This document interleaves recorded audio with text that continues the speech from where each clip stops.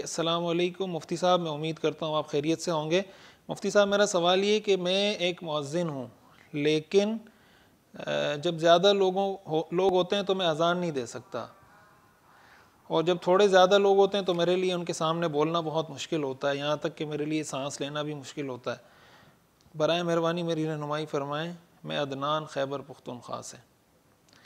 دیکھیں، یہ تو آپ کا ایک مسئلہ ہے، تو اس کا تو آپ علاج یہی ہے کہ آپ لوگوں کا رعب خوف دل سے نکالیں۔ یہ سوچیں کہ اگر میں اذان دوں گا تو کچھ نہیں ہوگا۔ ایسا نہیں کہ میں اذان دوں گا تو کوئی آگے مجھے کھا جائے گا یا کوئی تھپڑ مار دے گا یا کوئی کچھ ہو جائے گا، کوئی دھماکہ ہو، کچھ بھی نہیں ہوگا۔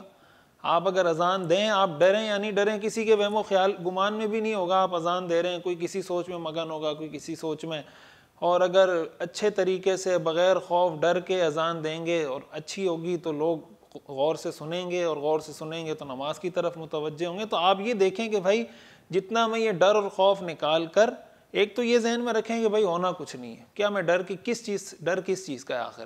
دوسری بات یہ ہے کہ اگر میری اذان اچھی ہوگی، اور اسی وقت اچھی ہوگی جب میں یہ ڈر خوف ذہن سے نکال دوں گا، تو لوگ اور زیادہ نماز کی طرف اور اذان سننے کی طرف متوجہ ہوں گے، میرے لیے صدقہ جاریہ ہوگا، مجھے ثواب ملے گا۔ تو اس طرح کی چیزیں ذہن میں لا کے اس ڈر کو ہٹاتے رہیں، انشاءاللہ وقت کے ساتھ ساتھ ختم ہو جائے گا۔